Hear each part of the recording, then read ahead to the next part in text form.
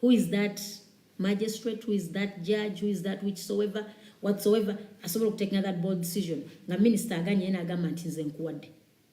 So, nze ndowooza instead of bakati, that's why I had nabadde feeling nga nti mu kifo ky'okuleeta sovereignty bill, mulete referendum, muzeewo movement system. Omuntu amanye nti mbabuulire ebintu by'okuba n'ebibiina by'ebyobufuzi byavuddewo, kaakati tuli mu mugendo. Because bino byonna byonna ebikolebwa, indirectly we are moving towards that. Awo wetulaga kubanga bino byonna byolaba bino babiyita byekwaso. Semateeka atumala as of now okulaba ng'eggwanga nga Uganda twekumaakuma ne twekulembera ne twefuga mu ngeri eweese eggwanga lyaffe n'okuwa bannaffe ekitiibwa. So in brief, the sovereignty bill, bwogenda n'otunula the objects, the defects, ne remedy, kukiwalinga kintu eki. How do you frustrate foreign funding? Abaana baffe bakadaama okuweereza jjajjaawo sente. Gwogenda kubanga bwogamba nti enjovu wezirwanira ebisubi bye bibonaabona. Yeah, that is it. Kubanga kakati mukazi wattu oweereza emitwalo gye, oweereza obukadde bubiri. How government wegikosezaawa. But because, number one, tasobola kukijjayo n'akirekera political parties zokka, alina okufuna omulala gwagattako. Naye kigenda tu affecting era nze neewuunyiza bwe baagabye certificate of financial implication. Government omukulu Kasaija Matiya concluding nga agamba from this certificate n'agamba nti tekirina economic impact to the country. Okuleka okulaga nti implementing this bill agenda kwagala billion nga 26. Already Ministry of Internal Affairs mu budget ya 2025-26 enam billion nga 14. So mu program ya governance and security munoonyeyo close to, we said 14 wali close to some 10 plus billions. Yes, 10 plus billions. Say that nga 12 billions. Say that etteeka lino litekesebwa mu nkola. Naye nga bwabanga mu internal affairs mubaddemu abakola ku nsonga eno. Kwa omuntu yenna asobola okwebuuza naye ddala muyinza tugamba nti NGOs eziriwo teziri registered. Who registers NGOs? Era nja kwagala wabawo omuntu avudde mu civil society atubuulire mukola mutya, how have you been surviving to register an NGO and it's operational and receiving funds. Mukakasa mubadde sente zammwe muzifuna just as free as that. These institutions, the financial intelligence agency, ebadde tuyamba ki? Because Bank of Uganda regulates all the financial transactions in this country and it puts all the laws in place okulabanga tewabaawo money laundering, okutambuza sente mu ngeri emenya amateeka. But ndabye the Bankers Association ewandiikidde Attorney General ng'emuwa reservations zaabwe.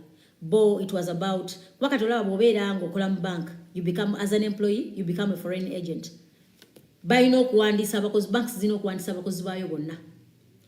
Bwe mu receiving a sente, omulina oku-updating ministry, sente ze mufunye ne kyemugenda ozikozesa. But remember, these banks are already registered and regulated.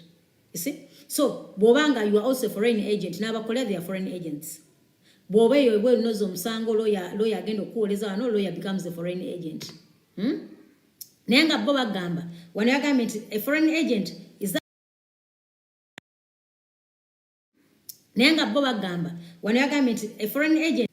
Kakati ojja kwesanga nga boundary y'okwewola, boundary y'okusalawo, oba y'okupima ddi lw'okola, biki by'okola, ng'opromotize interests z'eggwanga, naddi lw'okola, noba ng'opromotize interests za foreigner. Awo oyinza okuba nga those two ziyinza okuzibuwalira. Ziyinza okuzibuwalira okwawula. Those are the ones that they called disruptive activities. So, these foreign agents, the person who has been classified as a foreigner, nabadde mbogeddeko, but a non-Ugandan is a foreigner. A Ugandan citizen residing outside Uganda, you become a foreigner. A foreign government, consulate, high commission, embassy, and other diplomatic missions were becoming a foreigner. Now we'll take a question mark is how does a Uganda residing outside Uganda, how do I become a foreigner? Wembanga mbabweru. ndoza boy kufula foreigner kufuna sente z'abazungu oba kufuna sente nzungu. Actually what makes you become a foreigner is earning a foreign income or earning in a foreign currency. That makes you, because muna Uganda ogenze ebweru, you become a foreigner automatically, and therefore kuwereza sente wano oziwerezanga foreign. You send your money as a foreigner, so you become a foreign agent. You see? So a corporation, NGO, and other legal entities incorporated and registered outside Uganda, and any other institution, Minister Jana by statutory instrument, Jana government is a foreign company. You see? So how a Ugandan becomes a foreign agent? So the classification is about the issue of NGOs and also the issue of political parties, because it's about political disruption or promoting the interests of the foreign agent against the interests of the country. Nebituzayo biri amukulu Kyagulanyi bwagenda ebweru ayogera BNC kati mumulabe obabanga bakubya akalu mu kifo ky'okugenda ebweru lwaki ensonga ze tozogeddeeko wano azogereko ng'azibuulira oyo eya participating amukola byonna bye yakola. You know, abantu batubalonze obutadde mu box mu temubuyuzizza namagye gagenda mu bantu bebitu twabagamba nga ku constitutional amendment bill constitutional amendment wina akubuuza kati mu byonna bimwalaba mu kalulu tetulina mateeka. What is the problem? Impunity yali etutawaanya kulaga maanyi. What is it? N'olya n'omu omukulembeze nga gamba nti mwenna ab'NRM abagenda mu kooti nja kufa okulaba nga muwangula emisango gyammwe. So kakati abantu banaagenda ne bagenda mu kooti y'abantu and find means of how they can be heard nga munyiiga, because when you tighten the bolts n'osiba wonna we baaliise, what option is left for them is kankole. I mean, let me look for an alternative. So etteeka lya sovereignty bill nkunga bannayuganda mwenna muli wakanyi kubanga terigenda kutuyamba. The law is very redundant. Etteeka liri redundant. Bwe tubanga nga government ewuliranga eri insecure about sente eziva ebweru okuyingira eggwanga, amateeka agafuga sente ezo weegali. Government weba eri insecure kubanga abantu bakola obuvunaanyizibwa bwali wadde bukolebwa gavumenti bunnambiro mudduka emisinde mukola obuvunaanyizibwa bwammwe. Teri muntu yali agadde kwefuula gavumenti ng'olwo gavumenti gyawa omusolo. As simple as that. So Mukulu Kiryowa Kiwanuka and your team as the Attorney General, as the source of this document, for me I think we can do better than this. Abasinga tetwalowooza nti ekintu kiyinza n'okutuuka mu parliament.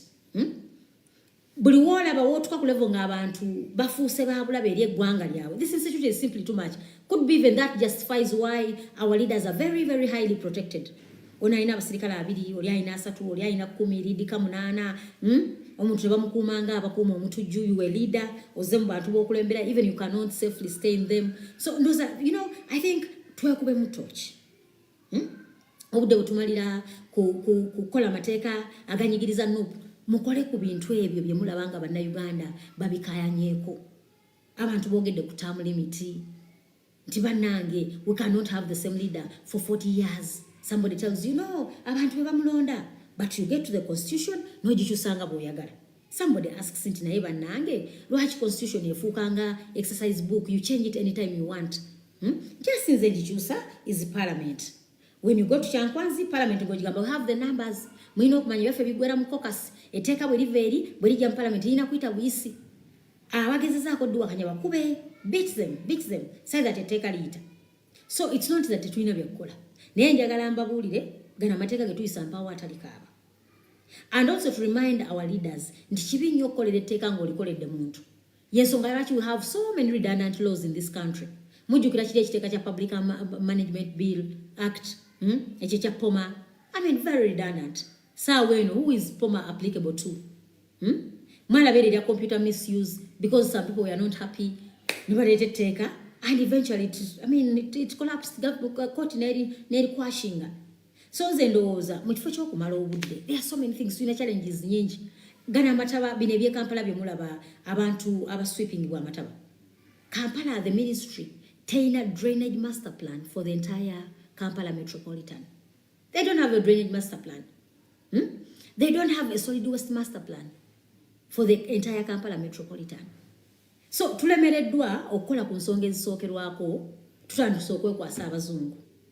Njagala okutegeeza abazungu twekwasa babwerere kubanga ffe tubasaba n'obuyambi. Nga even the 100%, if not 100 plus of your capital development budget is funded by abazungu. Their money. So nze ndowooza tusobola okubasoba okusingako wano. Abakulu tulekera okwekwasa obusongasonga obutonotono. Ekizibu ky'eggwanga lino si Kyagulanyi n'Ennuupu, bannayuganda balina ensonga ezibaluma. That is why bayayaana okulaba enkyukakyuka. Nakyo tukirowoozeeko peaceful transition. Ebintu bino ebimu ebiremedde okwogerwako genuinely is the reason as to why bannayuganda bakola byemusuubira nti bapromotinga interests z'abazungu. Ntandika nti okutunda omuzungu oluusi gwendabidde akaseera akatono at the expense of my country ewali ebijja babajjajjange ebiseera n'ebiseera. So naawe okyebuuzaamu awo nti gwe lwaki interests z'abazungu zino zisuperseding the interests z'eggwanga? It's because there is a vacuum. So banange ngenda bawa space for a detailed discussion of how mulaba mutya this bill. For me, that was my perception. Nenga mbalekere ebintu bisatu. The only areas we should look at in your argument, the object of the bill, ebigendererwa by'etteeka, ebibadde very clear, ebigendererwa bibadde bina. You see? Ebigendererwa very bina, very clear. Protection of the sovereignty of the people, the sovereignty of Uganda, okutekawo department responsible for registration and regulation of foreign agents, to provide for registration of foreign agents, and to regulate funding and assistance. Of these, kitali regulated. Ekitali regulated, kituleza sovereignty bill. In other words, we need to have dialogue as a country. Twetaaga okwogera ku nsonga zaffe nga bannayuganda. Omuntu waddukire ow'omuzungu amukwatireko. Bagamba woddiza omulalu mu kyama ng'ategeera gw'olaba. You see? So, mubadde mubikomentingako, lwaki agenze ebweru? Lwaki akoze atya? But I mean, bw'omuliisiza ku nsiko, bw'ogamba nti agenze bweru, ogenze mu maka ge, ogasazeeko. You've taken over his home. Ogenze, okabasanyiza mukyala we. Kakati ng'oleeta sovereignty bill. Sovereignty to who and how? If you cannot respect your own citizens, bannayuganda nga tobawadde kitiibwa, the sovereignty can't be spoken about. Bw'abanga omuzungu ajja otuyambako to enforce the human rights in this country, naye nga tuyina ebitongole ezi Human Rights Commission, tuyina amapolisi, simanyi tuyina biki, n'osanga nga we informally solve the problems of this country. Abaana affe ne babanga bakyabatwala mu safe house. Kakati gwe nga tosobodde kwefuga, you know. So nze nsuubira nti tetwekwasa abazungu because netteeka ligoba ssente za muzungu wano. Ne meanwhile abazungu babaterekedde abaana bammwe tugenda mbukadde bumeka bubiri in the diaspora, bubiri bwokka. Give me the statistics. But I think it's more than that. Give me the statistics of how many people we have in the diaspora. Kola Google, teeka mu awo. Akuterekedde abaana bo bali eyo b'otwala nga toteeseteese. Akwatidde omudokita yasoma obwa dokita ali eri ayira toyina kulabirira bakadde ng'ojja wano malwaliro n'otugala toyina basawo because of scarcity. Kakati nze nsaba tuleme kwekwasa abazungu. The problems of Africa are very simple. Tusobola obyemalira. Naye Mwami Museveni yakyogera ekizibu kya Africa be bakulembeze abagenda mu buyinza ne bataagala bbuta. Actually, the whole thing is transition. How I wish we had spent time discussing about the transition of this country than the sovereignty bill. For me, that would be my input. Dineteka, bunambiro, litekebwe mu kasero, tuddeyo ku drawing board, tuogere ku nsonga eziruma bannayuganda. Tuli busy to send up businesses zaabwe in the line of having trade order. If you cannot have order as a state, toina moral authority by whatever standards kugamba nti otekawo trade order, tutandike ne order in governance, because that drives everything. Bannayuganda bajja kugoberera amateeka nga n'agateekesa mu nkola akoze obuvunaanyizibwa bwe. Abo bewalabye boogobye ku makubo, abalala bizinesi zaabwe zayonoonekera wali, be bantu abamu abaakulabye ng'oli kyankwanzi ogaba ssente. They are the same people. You see, they are the same. Beya Buzarujjo. Now can you government Gwanga? That is why you have so many unfunded priorities. Yes, Ongaracho Sanga budget yongeri highly consumptive. Eddagala malwali omulage 7 billion 10 ojuwaka 2 munya. Cancer Institute eksobe eddagala ya billion 7 munyozi wako 14. That is where we are. So sovereignty nga tosobola kubeezaawo bannansi nayo nzibu with the high rate of unemployment. 95% of your banking sector is foreign. Even gwekenyini, you borrow our money, you award contracts to foreigners. Sente zaffe zetwewoze. Ne mutuuka ne mulaba nga ffe bannayuganda tetusobola contractinga mirimu egyo. The works go to foreigners. Tumaze ebbanga nga twogera ku nsonga eyo mu parliament. Eya capital flight. The capital flight of this country, most of your money, 80% of sente zetwewola ziddayo mu mikono gy'abagwira. Kubanga government yene egamba be balina capacity. Kati waba balina capacity ba foreign agent baleke batutegeerere. Get back. Your own people cannot construct roads. Zi Entebbe Express ba foreigner be bazisobola. Ate ogamba foreigner tayinza kutegeerera. Mwagenda mu private sector ne mugoba aba companies zaffe za bulijjo ne muleta ne okwadde gyo nti engineering brigade baawano ne muleka abaana baffe bweru nga tebalina mirimu. So foreigner go singo muwe mirimu. You are the biggest employer of the foreign agents actually. Era nsaba mu kino oti nga mubabuuze government nga tonna tugamba ffe sente zetujja mu ba foreigner. For you, why do you borrow the biggest chunk of our money under capital development and these works are executed by foreigners? What happened to Ugandans? Why are the biggest contracts in this country? Why are the biggest contracts managed, all contracted to foreigners than Ugandans? For the last 40 years, you cannot build the capacity of your human capital. For centers to bezao, our resource envelope, we are highly dependent on the foreigners. When the foreigners come up to help your people, okuyambaka abantu, then bafuuka babi, bayingirira, batataganya enkola za government. Naye gwe ate receiving sente z'aba foreigners, for you are serving the interest of government. So tulowooza nti kyetaaga embeera eno neyogerwako mu mazima n'obwenkanya than okwemanya amaanyi. Ffenna tukimanyi ensonga lwaki tulina government regulating emirimu gye tukola, and no one objects to that. Ffenna tukyagala. Let us be regulated but fairly. Tukole amateeka nga gayamba bantu tegayamba muntu. You see? So yeah, he's saying it. Waston is saying it, Churchill, that we train engineers. I was so hurt. Nze mbabe tuwali kintu kyannuma. Go back mutunuulire. Government erina kubanga is the biggest employer. Sente zaffe nnyingi ennyo government yawano yesinza okuemployinga ba foreigners. Oluvaamu ngagamba ba foreigners tebayingirira business zaffe. Nga gwe wennyini mugamba ffe tetulina capacity. Kati foreigner bw'abanga yalina capacity kaabeere nayo throughout. So these things are broader than how government takes it. Nebaleka bakwata engineering brigade ne bagiwa emirimu gyonna works are stalled all over the country.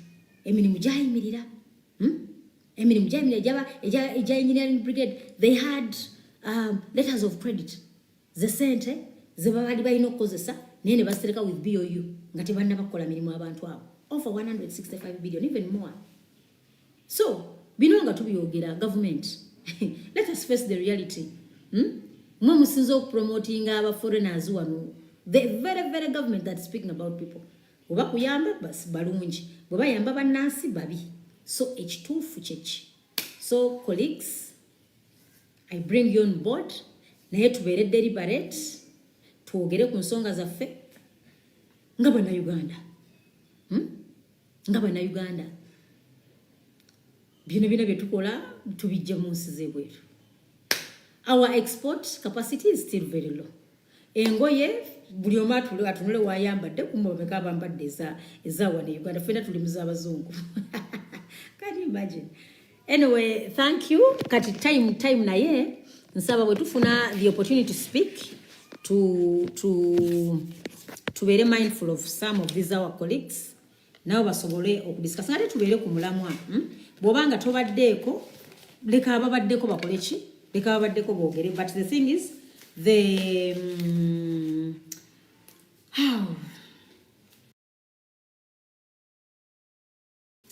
tunulako muba message. This is Dora mazima ddala, Mr. Kalimunda. God bless you, Honorable. Thank you. This is CEO California mazima, Ivan Royo. I've seen K.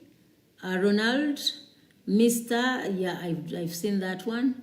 Mubiru Beni Bulenga. Mubiru, how are you? BK, Devi, Waston Churchill.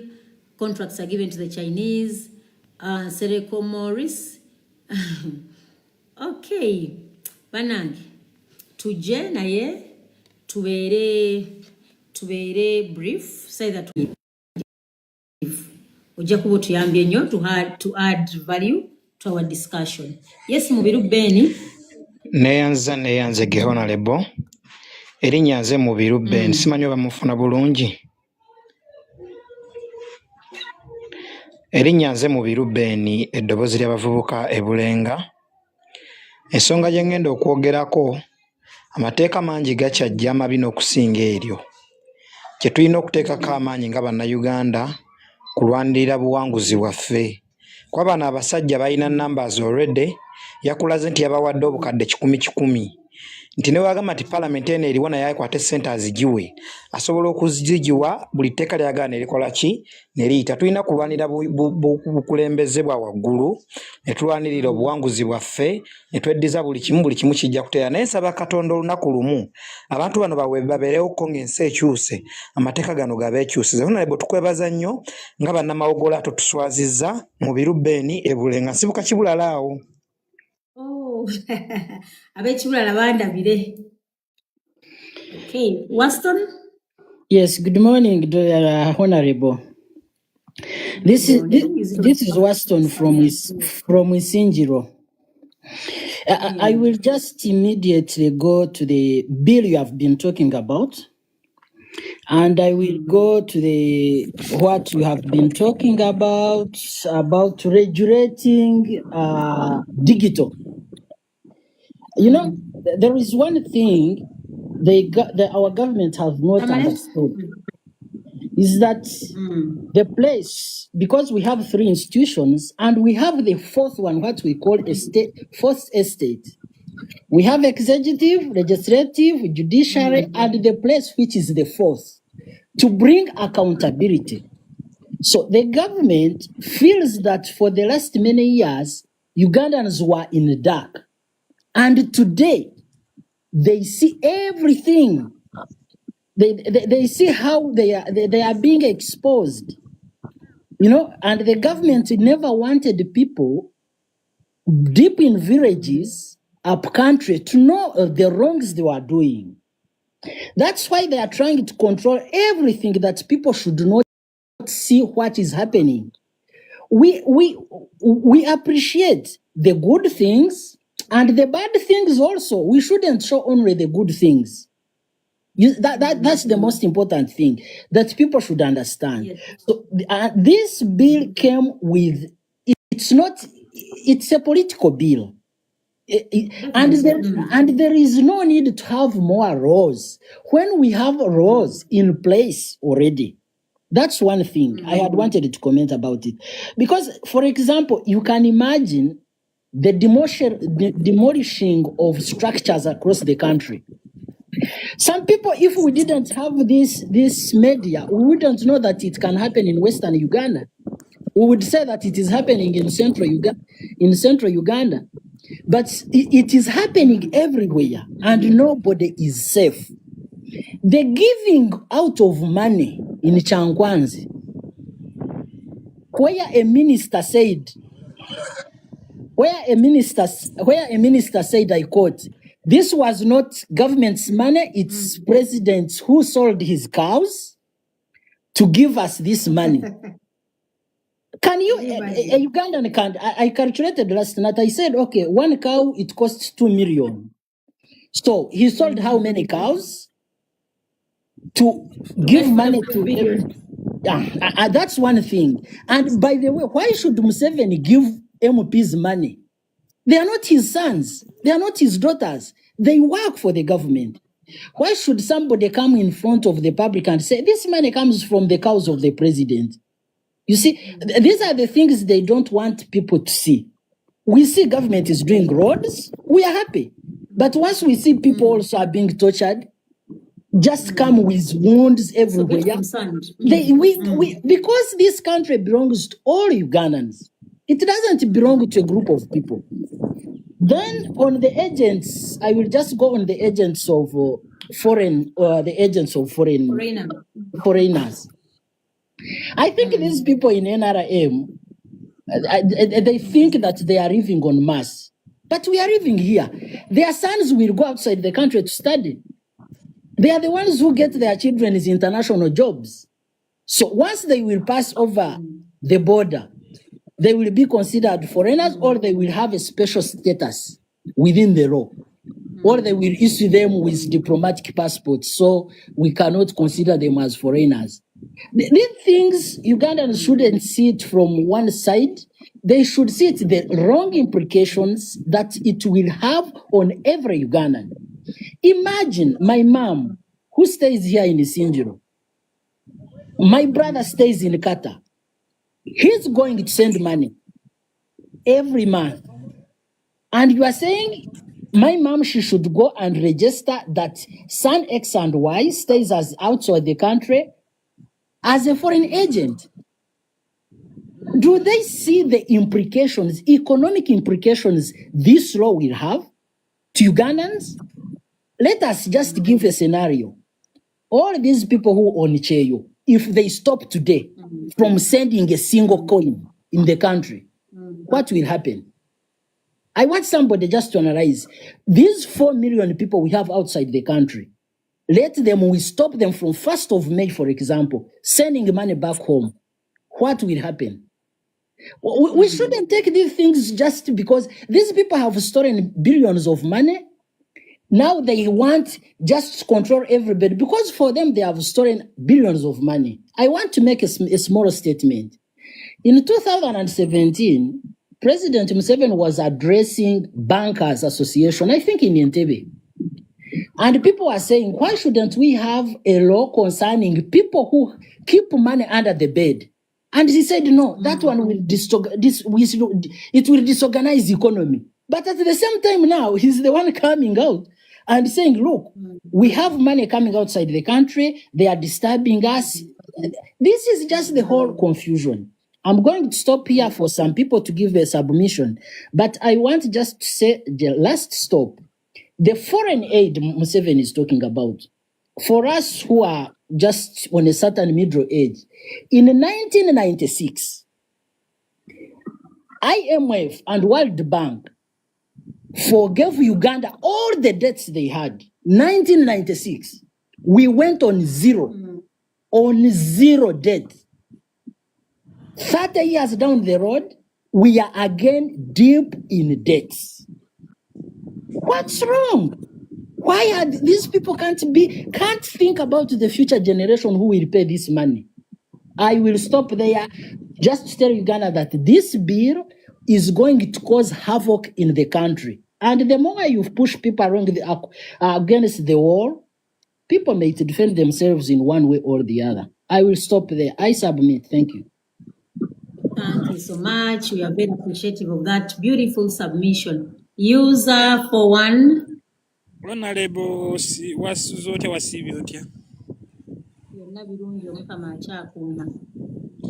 Nze bya Lugaba taddeewo mu nzala y'e Nakatooke awo naye nga mpangalira eno bunnamwaya.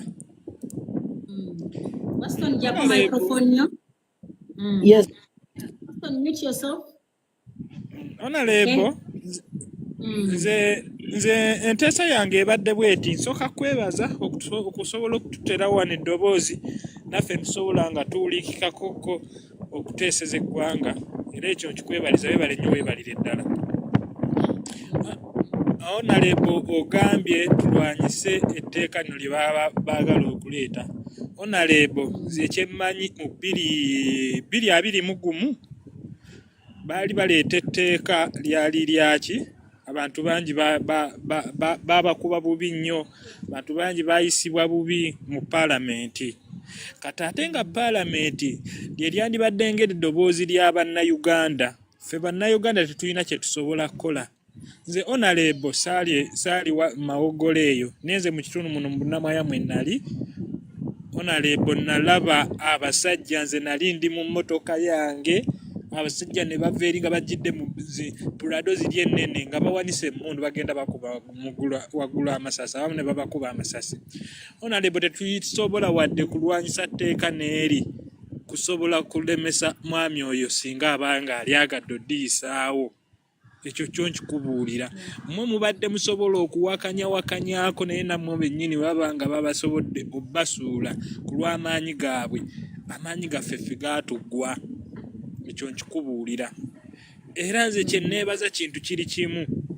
Nze nnyinza okuba ndi musanyufu, ndi munakuwavu, kubanga kye nali njagala kyagaana okutuukira. Naye nga ndi musanyufu nti waliwo kye baleeta nga kigenda yadde balina be baagala okunyigiriza okusinga, naye nga kigenda kusooka ffenna kitukole kitunyigirize. Naye nze kyesitamanyi nti ewaffe bagobyegobyekokko abantu ku makubo, ekyo sikimbadde sikimanyi kuba ndudde okujjayo. Naye eno gye mpangaalira abantu babagobyegobyeko, tebasosodde ani oba ani. Ekyo kyebaliza Katonda nti tugenda kubanga twenkanankana. Kati wemba nga nze mbadde nina obusobozi obusobola okukozesa abantu 3, kitegeeza ngenda kusigaza omukozi omu. Kuba ebyennyingiza byange bigenda kendiira. Bembadde nabo abadde bandi okumpi bagenda kubanga tebakyasobola kubeera mu kitundu mwembeera nga balina kweyongerayo ewala we basobola. Era kyenkwebaza Honorable, era weebale nnyo okulaga ensi eno kuba ebyaddala gujjeeyo. Ero kikwebaza nze buli wenkuwuliriza, nkwebaza buli kaseera nti weebale kujjayo ekifaananyi kya Mawoggola ekya Sembabule tulinayo omubaka omu, ne kaakati Sembabule egenda kufa. Ekyo nkikubuulira, tegenda kuddamu kudda ku maapu okujjako ng'okyasigadde ku platifoomu eno ng'ogyogerako, naye era kw'onoovaako bw'oti tegenda kuddamu kudda ku maapu. Nabaddekokko ku gundi gomba nina bye nalabyekokko, waliwo omwami omundooza baamuwangula mu kaadi ye NRM ne wajjawo omuntu omulala, naye nga baamukuba bubi nnyo. Neebuuza nowaabanga neewa NRM nga baamuyisa bubi bw'atyo. Kati olwo ffe Bannayuganda abatalina wadde kye tuli, omusajja oyo mbu baali bamanyi afudde n'okufa, naye yo yategeka oba lwalinga Lwakutaano, yategeka okwebaza Katonda nti yasomoka okufa najjanjabwa bulungi n'akola ki, n'awona. Nindaba Frank Gashumba nga bavumirira abantu abo abaabikola.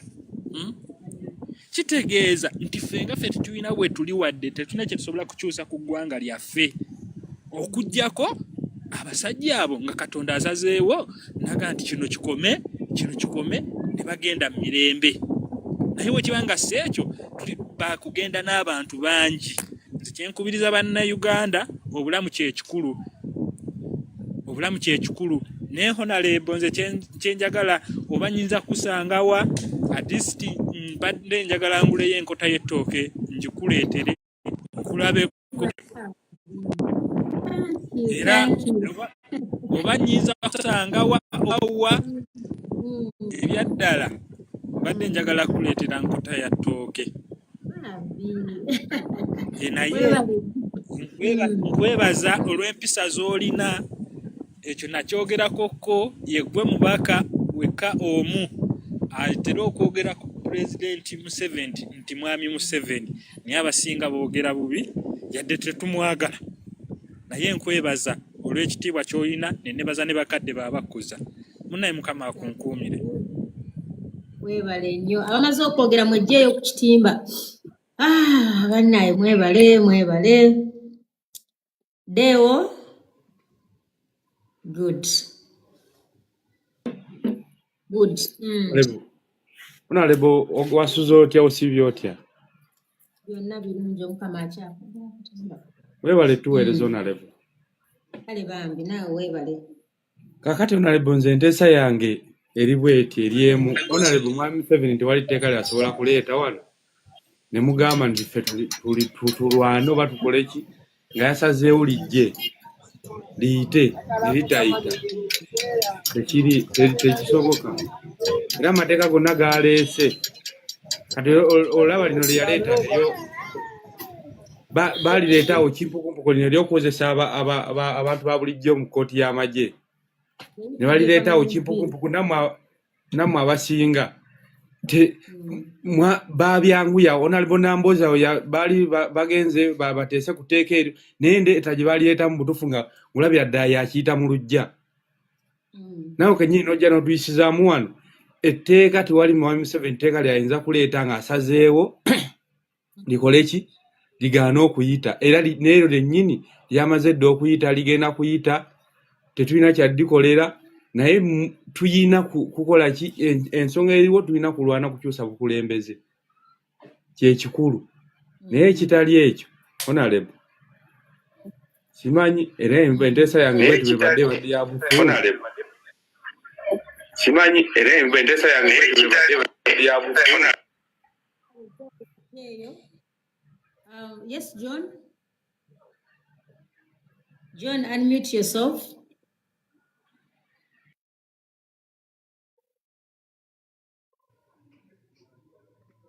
Johnny. Nalukwago, my mother. Johnny alabika akyebase. Nalukwago, unmute yourself. Okay. Nze nja kusooka okubuuza nti assalamu alaikum wa rahmatullahi wa barakatuhu. Wa alaikum salam wa rahmatullahi wa barakatuhu. Osiibye otya Honorable muwala wange?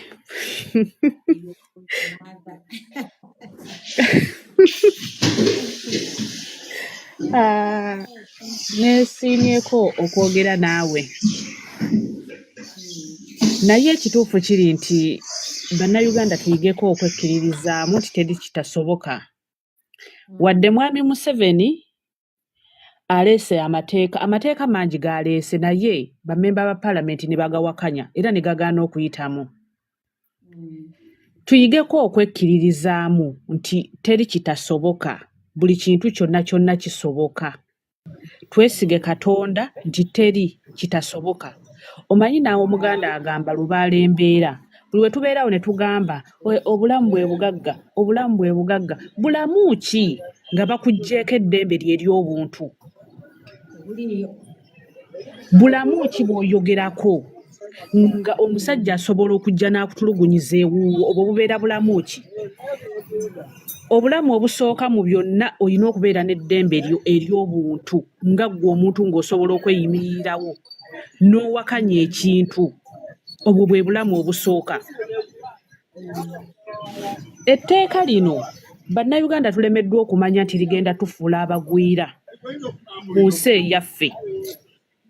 Kuba bw'oba tokkirizibwa kwogera ku byabufuzi by'eggwanga lyo ng'ate owa omusolo ng'abo bennyini abakukulembera gw'obasasula. Then mba simanyi kyotegeeza kugamba nti teri tteeka Museveni lyaleeta ng'alina lyeyisiza. Mmwe mwennyini ffe tumulonda. Kitegeeza era ffe tulina okumuwakanya okuggyawo ekyo ky'aba akoze eki ky'aba ayisa. Ekyokubiri, bwe baba bakuggyeeko eddembe lyo kitegeeza ne mu malwaliro gy'ogenda togenda kufuna era bwenkanya.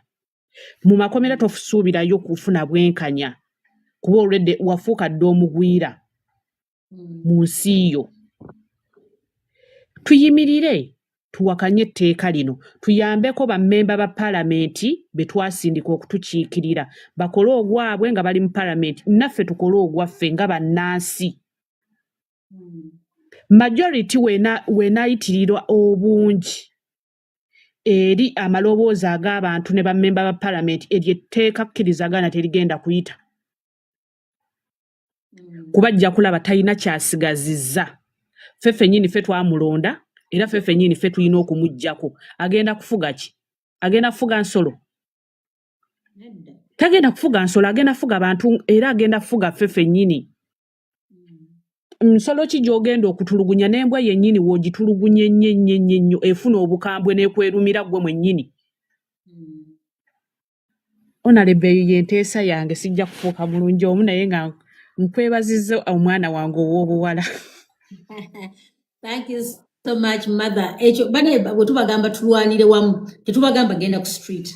Mujjeyo eddoboozi yammwe. Kino kyokka kye mukola. Ddoboozi eri gavumenti obaga nti etteeka lye muleeta tetulyagala nga bannansi. Kubanga amateeka mugaleetera ffe ate ffe tubaga nti etteeka eryo mulyeko ennenye kuba terituyamba. Tubagamba genda ku street naye etteeka muliteeseeko mulikubaganya etteeka ekirowoozo buli omu waabi.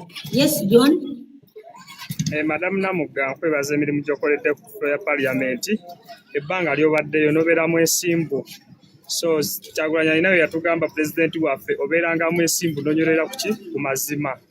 Ebbanga ly'obadde mu paliamenti Madam Namugga oyimiridde n'omuntu wa wansi ddala ffe abasookerwako nti obudde buno bamenya abantu naye abakulembeze abavaayo okwogera ku nsonga ezo kabe bannaddiini be batono.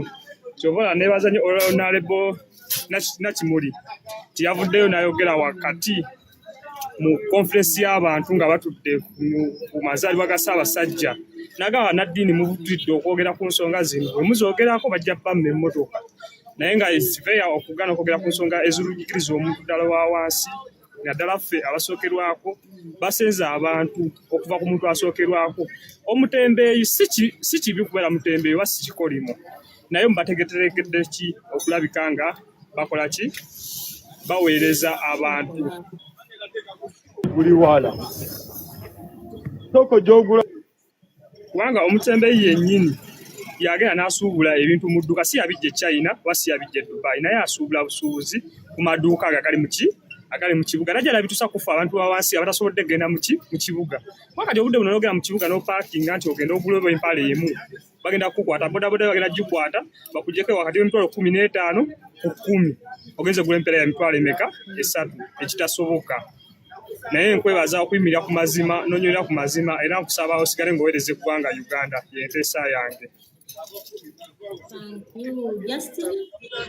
John, ojja kwejjayo.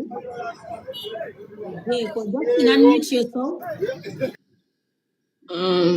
Honorable, bulamusizaako nnyo.